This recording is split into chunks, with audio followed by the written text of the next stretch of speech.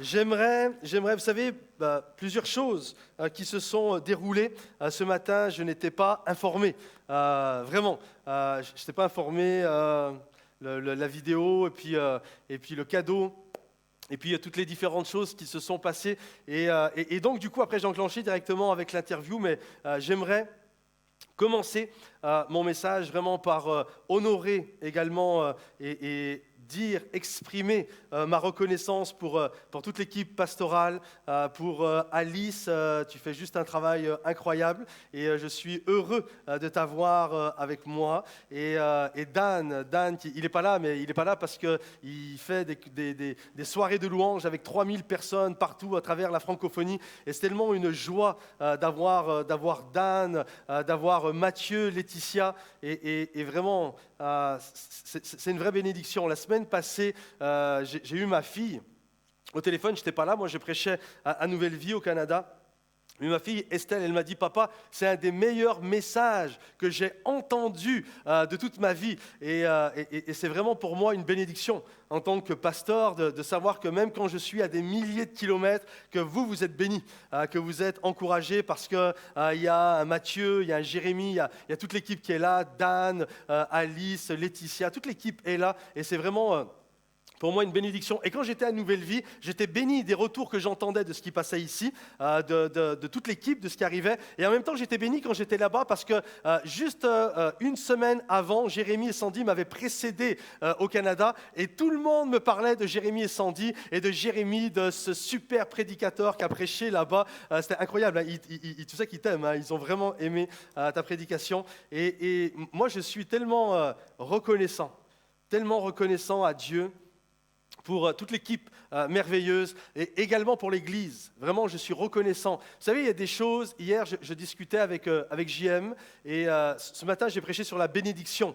Et je disais à JM, est-ce que tu es béni? Et JM m'a dit, tu sais, je suis tellement béni que j'ai l'impression de vivre un rêve que je n'ai pas rêvé au préalable. C'est-à-dire que ce que je vis, c'est comme un rêve, mais je n'avais pas rêvé ces choses-là. Et c'est juste, ça dépasse mon entendement. Et moi, c'est exactement la même chose. Dans le sens on avait pensé, on avait rêvé, comme disait tout à l'heure Alice, des choses qu'on allait vivre, mais ça dépasse même ce que je pouvais imaginer. Et d'avoir une équipe si merveilleuse, et d'avoir une église si belle et si merveilleuse à chaque fois. Là, c'était au Canada, mais même quand je suis en Belgique, même quand je suis aux quatre coins de la France ou de la francophonie, les gens me parlent de vous. Et à chaque fois, je suis fier de vous, je parle de vous, je suis tellement fier, j'ai tellement d'amour pour vous, et tellement, je suis béni avec mon épouse, on est béni d'être vos pasteurs. C'est une bénédiction. Alors, est-ce que vous pouvez vous applaudir bien fort, s'il vous plaît? Et applaudir bien fort également toute l'équipe pastorale. Vraiment, c'est une joie. Et c'est vraiment un privilège. Et je ne savais pas, pour vous dire la bénédiction que j'ai avec mon épouse, que nous avons d'être là. On ne savait même pas que ce qui allait se passer ce matin. Et c'est vraiment pour nous on réalise la grâce et on réalise la bénédiction. Est-ce que vous réalisez que vous êtes bénis? Est-ce que vous le réalisez parce que vous êtes bénis? La Bible dit tout à l'heure, Matthieu en a parlé, nous sommes bénis de toute bénédiction dans les lieux célestes. Et c'est une réalité spirituelle et biblique. Nous sommes bénis. Regarde ton voisin et dis-lui, tu es béni. Dis-lui, tu es béni. Tu ne le sais peut-être pas, mais tu es quelqu'un de béni. Tu es vraiment quelqu'un de béni. Et j'aimerais ce matin apporter mon message sur toute cette notion de la bénédiction. Et c'est le titre de mon message ce matin, « Vous êtes bénis ». Si tu peux mettre la diapo, « Vous êtes bénis ». J'aurais pu l'intituler également « Nous sommes bénis ». Nous sommes bénis. Je crois vraiment, je suis un époux béni, je suis un papa béni, je suis un pasteur béni, un ami béni. Et je crois que Dieu nous fait la grâce de vivre des bénédictions et également d'en avoir conscience. Vous savez, des moments, la bénédiction, le mot est devenu un peu galvaudé. Hein. C'est-à-dire que souvent on utilise le mot, par exemple, quand on a fini de discuter avec quelqu'un et on lui dit « Allez, bye, sois béni » ou à la fin d'un email « Que le Seigneur te bénisse » ou « Reste béni ». Souvent on utilise des mots comme ça ou « Bénis le repas, prie, bénis le repas ». Et souvent, on utilise un peu ce mot sans vraiment prendre conscience de toute l'amplitude de ce que signifie la bénédiction de Dieu. Et j'aimerais ce matin nous encourager, moi le premier, et vraiment je l'ai vécu déjà ce matin, et le vivre encore plus, et vous vous amener à le vivre encore plus, de réaliser que nous sommes bénis. La bénédiction, ce n'est pas juste une formule de politesse à la fin d'un email, ou une formule de politesse, ou une formule magique comme ça qu'on se balancerait. Allez, sois béni. Mais la bénédiction est quelque chose de bien réel pour les enfants de Dieu. Nous sommes bénis, le Seigneur t'a béni, je suis béni et on veut vivre toute la bénédiction que le Seigneur en réserve pour chacun d'entre nous. Est-ce que vous êtes d'accord avec ça? Est-ce que vous êtes d'accord de « oui, je veux être béni ». Alors premièrement, ce matin, il y a un appel à réaliser la réalité de cette bénédiction. La bénédiction est une réalité dans nos vies. La bénédiction, c'est quelque chose de bien réel. Et si vous n'en avez pas conscience, j'espère qu'à la fin de ce message, vous en aurez totalement conscience. Il y a une réalité dans la bénédiction, dans le fait que nous sommes des hommes et des femmes totalement bénis. Lorsque Dieu a créé l'homme et la femme, la première chose qu'il a fait, vous savez ce que c'est? La Bible dit Dieu créa l'homme et la femme et les bénis. C'est-à-dire que la première chose que Dieu a fait lorsqu'il nous a créés, c'est de nous bénir. Ça, c'est le désir de Dieu, c'est le cœur de Dieu. Je t'ai créé. J'ai créé Adam et Ève, je t'ai créé toi qui es là ce matin. Dieu nous dit, je vous ai créé parce que je désire vous bénir. Et Adam et Ève étaient bénis. Ils vivaient dans le jardin d'Éden. C'était un paradis terrestre. Et malheureusement, à cause du péché, à un moment donné, ils vont pécher. Et le péché va amener la malédiction.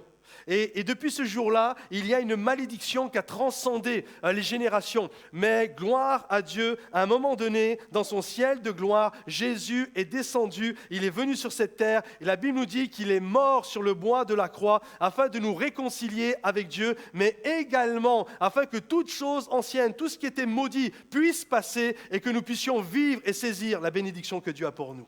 Ça, c'est le cœur de Dieu. Le cœur de Dieu, ce n'est pas qu'on vive la malédiction, mais le cœur de Dieu, c'est que nous puissions vivre tout ce que Dieu désire que nous soyons, tout ce que Dieu désire que nous puissions vivre. Alors, parfois le mot bénédiction peut revêtir différentes manières, peut revêtir différentes pensées. Lorsqu'on lit par exemple le livre des psaumes, plein de fois David, lorsqu'il parle, il parle de la bénédiction de Dieu. Et on s'aperçoit que suivant les contextes où il utilise le mot bénédiction peut vouloir dire plein de choses. Et j'aimerais voir premièrement les différentes choses que le mot bénédiction peut vouloir dire. Par exemple, le mot bénédiction peut être traduit par faveur, abondance, puissance, récompense, protection, la main de Dieu. On a tous conscience que la notion de faveur, des moments où il y a des gens, on les voit et on se dit, waouh, celui-ci ou celle-ci, on voit, elle a la faveur de Dieu sur sa vie. On a l'impression que tout ce que cette personne fait, ça lui est réussi. Elle a la faveur de Dieu. En d'autres termes, elle a la bénédiction de Dieu sur sa vie. Il y a la faveur. On aperçoit par exemple également dans la notion d'abondance. Ceux qui vivent l'abondance sont des gens qui sont bénis. Il a des choses, il est béni. Waouh! Toi, tu es béni, hein? Quand des gens réussissent quelque chose, ou quand des gens possèdent quelque chose, on leur dit aux gens, « Hey, t'es béni, toi !» Moi, lorsque j'ai donné ma vie à Jésus, je me souviens, c'était un petit camp, on était quoi, une douzaine de jeunes, et puis je donne ma vie à Jésus, et là, il y avait un chant qui s'intitulait « Je suis béni ». Je ne sais pas si vous connaissez ce chant. Vous ne connaissez pas? Je suis béni tous les jours de ma vie, je suis béni. Je chante bien, vous avez remarqué. Et parce que tout le monde se moque de moi de la manière dont je chante. Alors, je suis béni. Et il y a toute cette notion. Et effectivement, je me souviens, je chantais ça à tue-tête.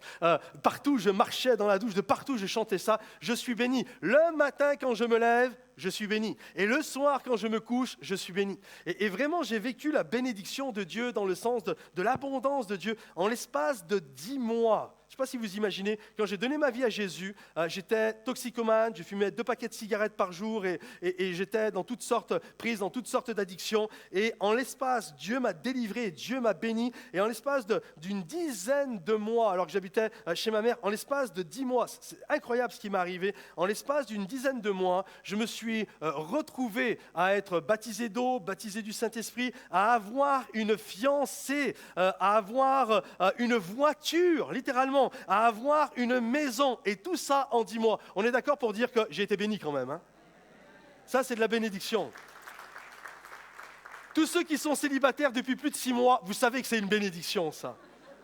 On se comprend? Moi, je me souviens, je donne ma vie à Jésus, donc c'est le 12 août 1995, et le 31 décembre 1995, la nuit du 31 décembre au 1er janvier, on fait le jour de l'an à l'église. Et là, c'est la joie, etc. Et puis quand les 12 coups de minuit sonnent, on est tous là en train de se souhaiter une bonne année. Et à ce moment-là, je ne fréquente pas encore avec Rose. Hein. Et là, je me souviens, bien sûr, je voulais qu'elle me fasse la bise. Hein, et j'étais déjà amoureux et tout. Et je me souviens, je la vois à un moment donné, et je fais le style, c'était style de rien, le gars, il ne fait pas exprès, mais de manière très intentionnelle, je me mets sur son passage. Comme ça, je sais qu'elle va me croiser.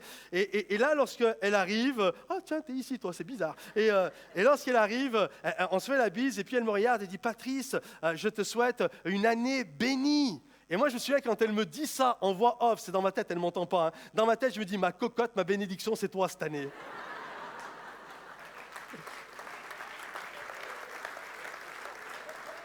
Ça, c'était le 1er janvier, à minuit 1996. OK, le 29 juin, c'est ça, le 29 juin, il ne faut pas que je fasse une boulette, hein. On s'est mariés. Vous imaginez? Et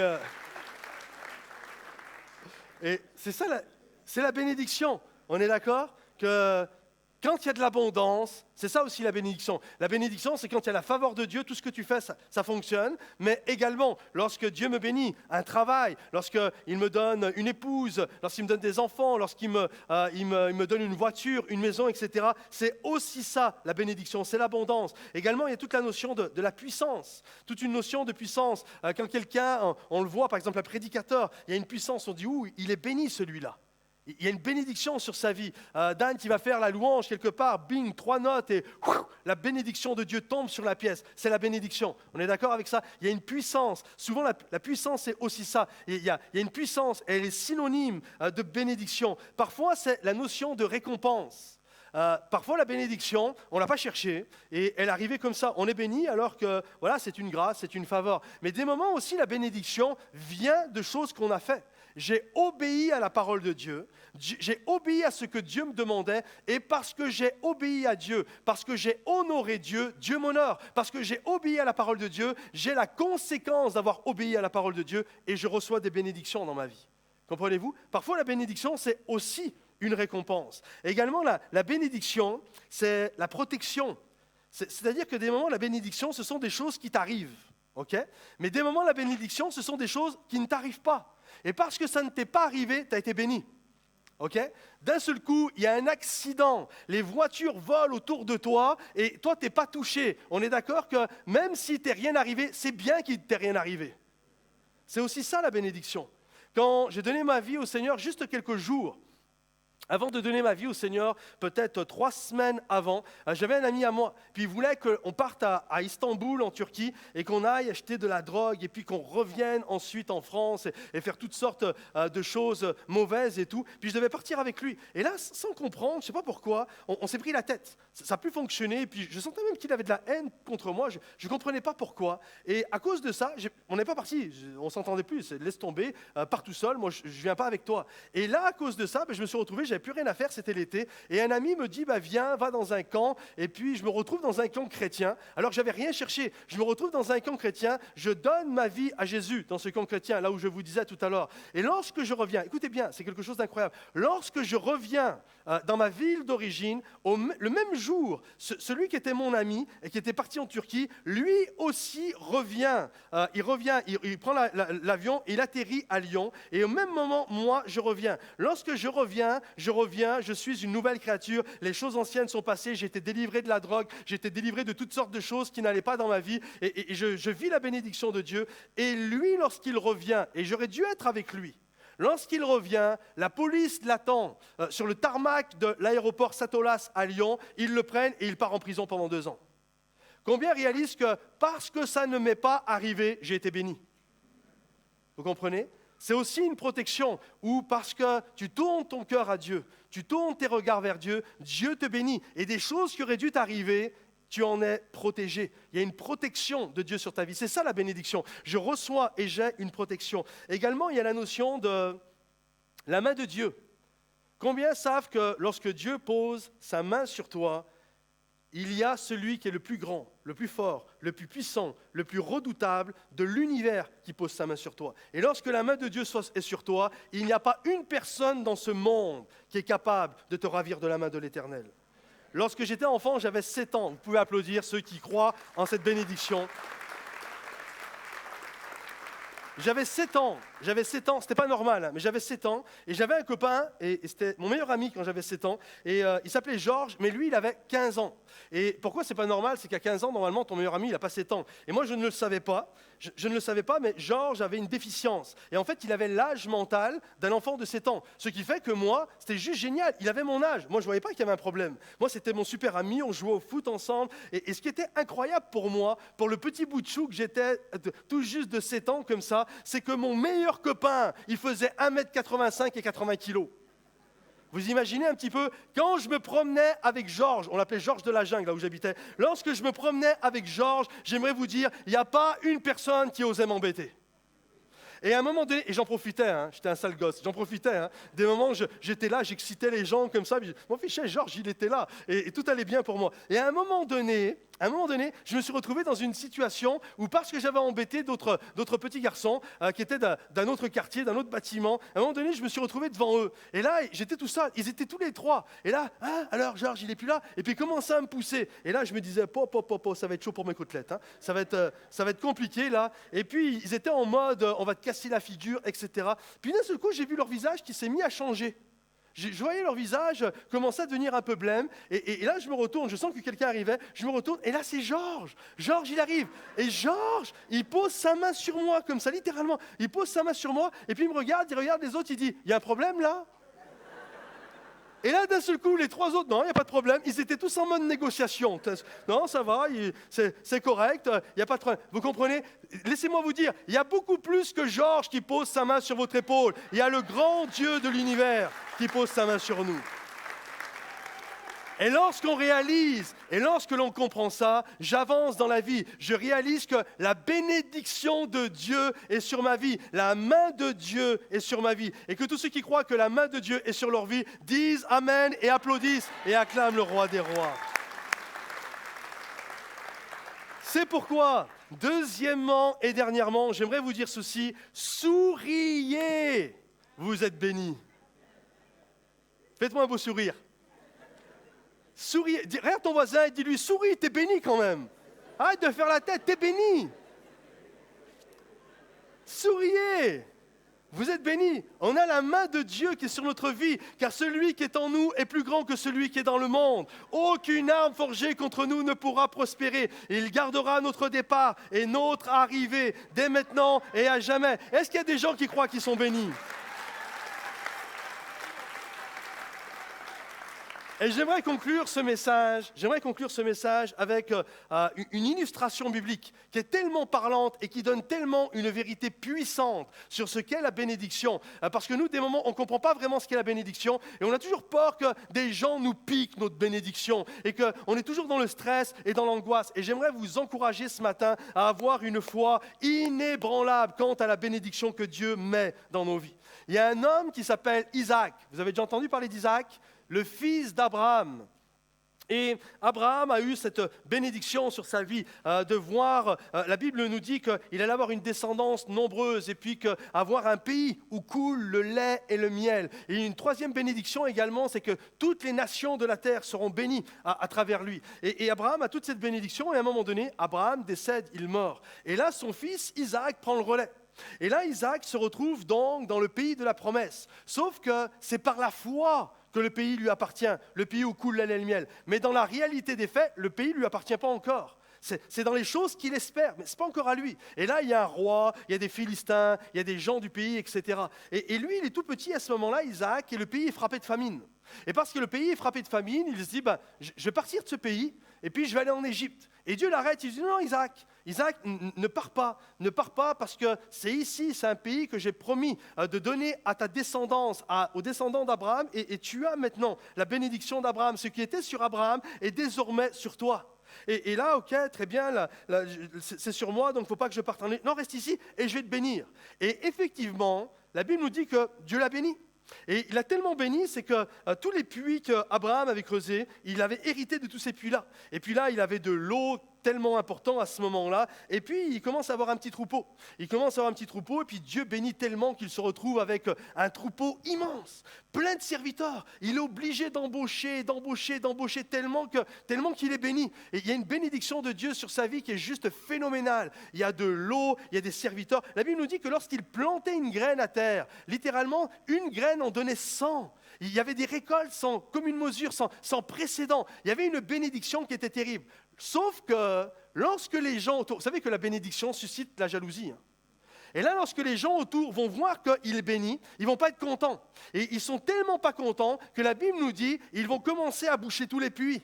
Parce que s'il n'y a pas d'eau, je ne peux pas alimenter, je ne peux pas abreuver les bêtes, je ne peux pas arroser ma semence et toutes ces choses-là. Et donc, ils vont vouloir lui voler sa bénédiction. Ils vont boucher tous les puits. Et là, Abraham, malgré tout ça, écoutez bien, malgré tout ça, la Bible nous dit que, si tu peux mettre la diapo, l'Éternel le bénissait. S'il y en a qui veulent lire toute l'histoire, c'est dans Genèse chapitre 26. Vous pourrez méditer chez vous. Ce passage-là est tellement incroyable. Et Dieu continue à le bénir. Et là, le roi, écoutez bien, le roi le fait appeler. Là, il y a une pression maintenant. C'est-à-dire qu'on lui fait des sales coups, et maintenant, il y a même une pression politique qui est sur lui. Le roi le fait appeler, et lui dit, écoute, Isaac, tu es devenu trop puissant. Tu es tellement béni. Il y a tellement de la bénédiction sur ta vie que c'est terrible pour nous. Tu es devenu plus puissant que nous. Et les gens du pays commencent à avoir peur. Alors, vraiment, Isaac, tu ne peux plus rester au milieu de nous. Pars de chez nous. Et là, Isaac, qui aurait pu dire, écoutez, justement, je suis plus puissant que vous, maintenant vous allez accepter. C'est le moment où je vais prendre possession du pays. Sinon, je vais mettre les points sur les barres sur les T, je vais vous régler votre compte et vous allez comprendre.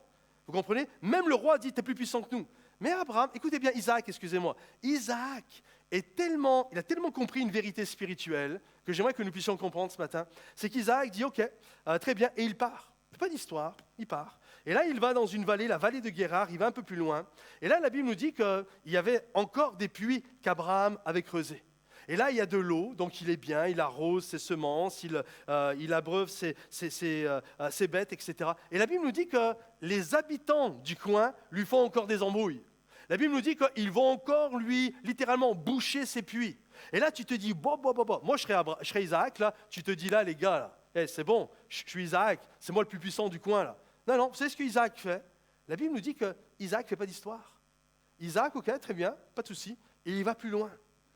Il va plus loin, et là, littéralement, il n'y a plus de puits, mais là, il creuse un puits. Et il est tellement béni, Isaac, que quand il creuse un puits, directement, il va trouver de l'eau. Waouh, il est béni, il trouve de l'eau, c'est génial. Et les habitants du coin, une nouvelle fois, sont tellement en colère qu'ils viennent le voir. Ils viennent voir les bergers d'Isaac, et ils commencent à faire toutes sortes de querelles, en disant, t'as beau l'avoir creusé, c'est chez nous, c'est sur notre territoire, ça nous appartient.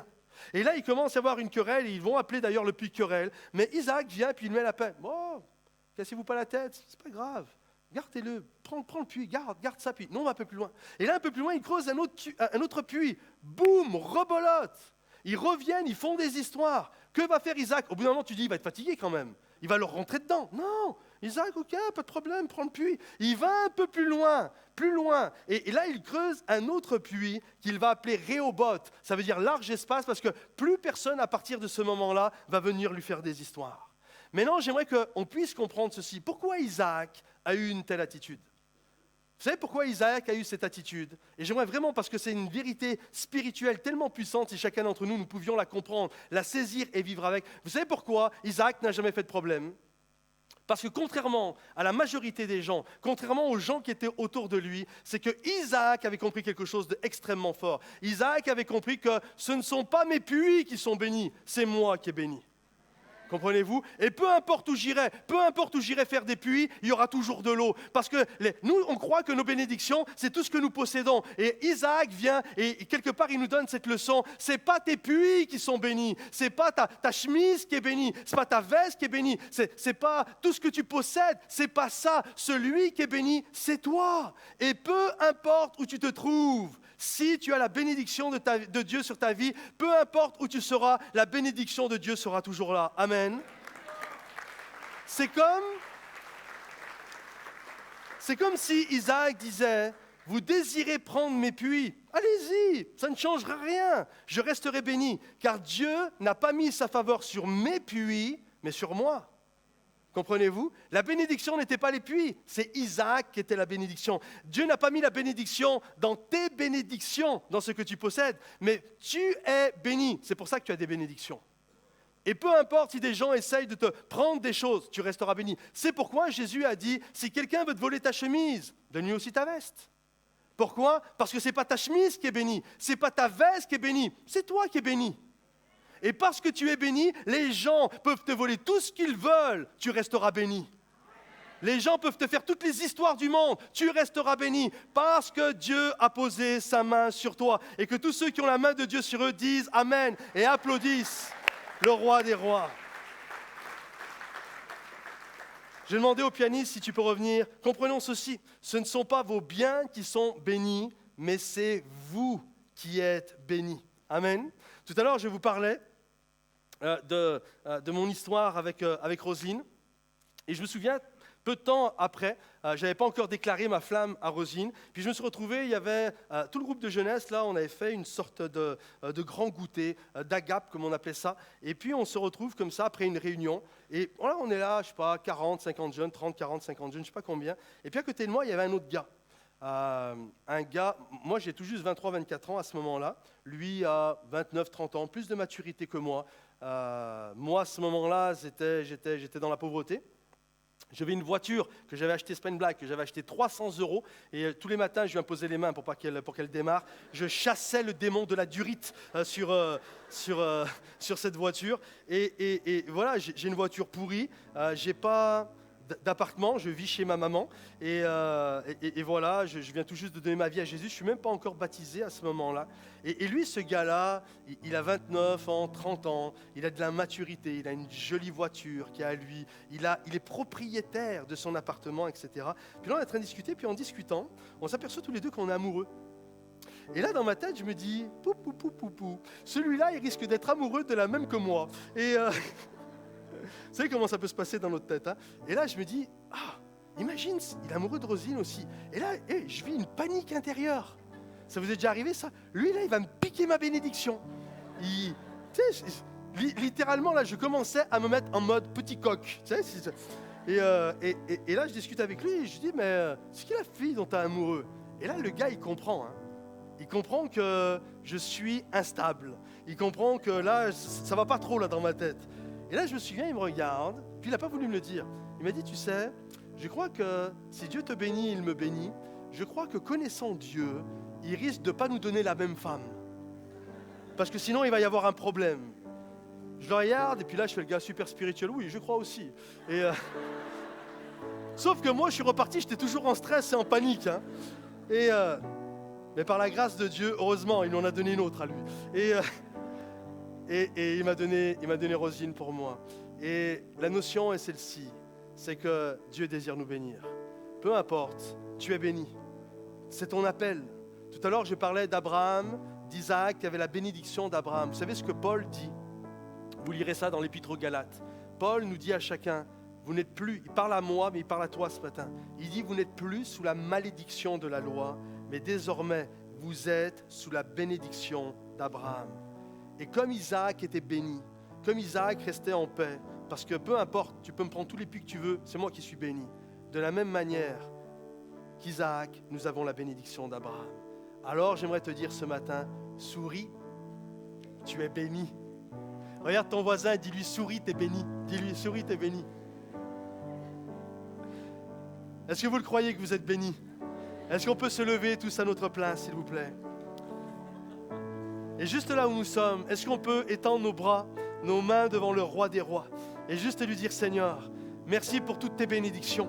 Merci pour ce que tu veux faire dans ma vie, Seigneur. Seigneur mon Dieu, je te prie pour chaque personne qui est dans ce lieu ce matin. Je te prie, Seigneur mon Dieu, que chacun puisse réaliser la bénédiction que tu as pour eux. Alors que les têtes sont courbées, que les yeux sont fermés, j'aimerais faire un appel ce matin. Peut-être il y a des personnes, vous êtes nouveaux, vous êtes dans ce lieu. Et ce matin, vous êtes venus avec cette notion ou cette sensation. Peut-être c'est même tu es chrétien et tu as aussi cette pensée. Toute cette notion que tu as l'impression d'être sous une malédiction. Et j'aimerais te dire, si tu donnes ta vie à Jésus et si tu appartiens à Jésus, Alors la Bible nous dit que Jésus a pris toute la malédiction sur lui lorsqu'il est mort sur la croix. Et que désormais, notre privilège, c'est d'avoir la bénédiction d'Abraham. Alors ce matin, si tu es une personne nouvelle dans ce lieu et que tu désires demander pardon à Dieu pour ta vie passée et recevoir la bénédiction que Dieu a pour toi, afin que les choses anciennes passent et que toutes choses deviennent nouvelles. Si ce matin, tu désires recevoir toutes les grâces, les bontés et la bénédiction de Dieu sur ta vie, alors que les têtes sont courbées, les yeux sont fermés, je vais juste t'inviter à lever la main à ta place. J'aimerais prier pour toi. Il y a plusieurs mains, partout des mains se lèvent à travers ce lieu.